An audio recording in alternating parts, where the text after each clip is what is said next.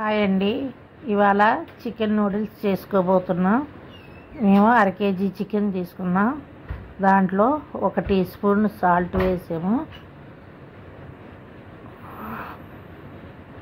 1 teaspoon garam masala,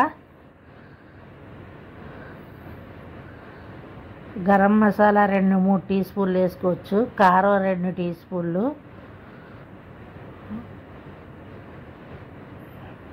పసుపు 1/2 tea spoon,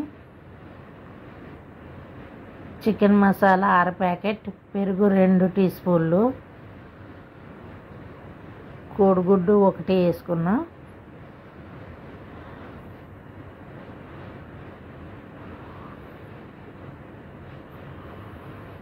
నిమ్మకాయ చెక్క పిండుకోవాలి, అరబద్ద పిండికిని బాగా కలుపుకోవాలి. బాగా కలుపుకున్న తర్వాత 4 టీ స్పూన్లు వరిపిండి వేసి కలపాలి. కలిపేసి ఒక ½ అవర్ మూత పెట్టి ఉంచుకోవాలి. బాగా అన్నీ కలిసే వరకు కలుపుకోవాలండి.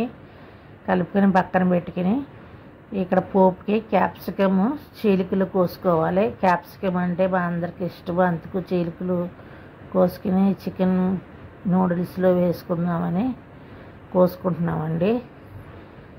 అన్నీ చీలికలే కోసుకుంటున్నాము.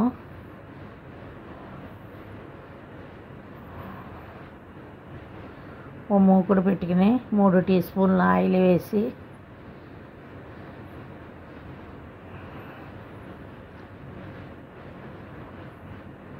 నూనె కాగిందా లేదా చూసుకుని చికెన్ ముక్కలు నాట్లో వేసి వేపుకోవాలి. చికెన్ ముక్కలు వాటిలో వేసి వేపుకొని అటు ఇటు తిప్పుకొని వేపుకోవాలి.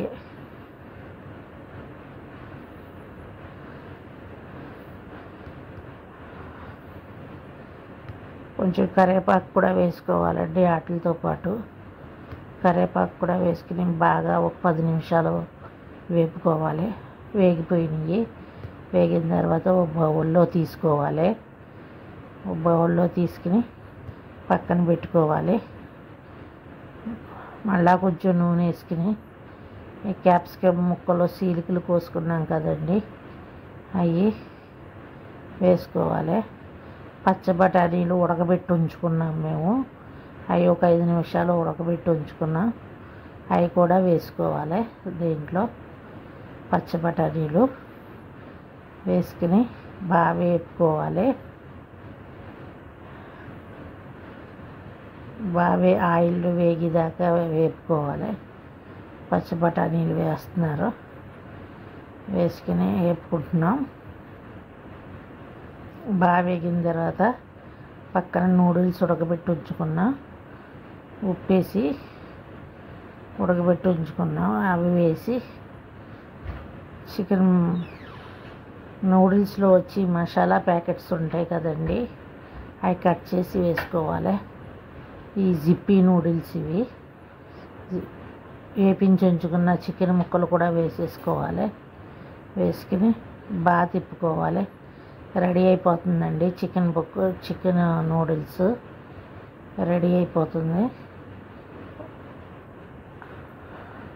నిమ్మకాయ పిండికి తినటం.